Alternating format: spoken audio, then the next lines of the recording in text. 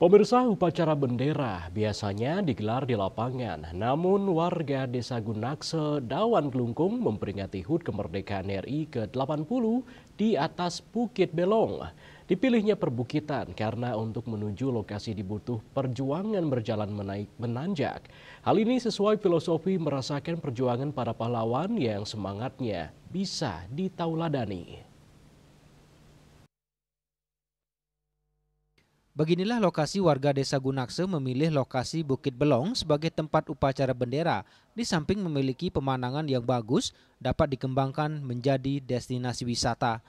Selain itu, Bukit Belong berlokasi medan cukup ekstrim. Untuk mencapainya dibutuhkan waktu sekitar 15 menit berjalan menanjak sampai puncak bukit.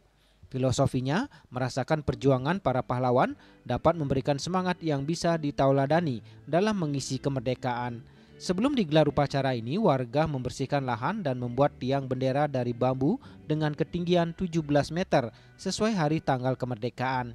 Pada detik-detik peringatan HUT kemerdekaan RI ke-80, upacara bendera diikuti oleh Bendesa Adat Gunakse, Inengah Ariante, Kepala Desa Iwayan Sadiarne, Kijang Patus, Ketua BPD, LPM, Perangkat Desa, Linmas, pengurus PKK dan warga.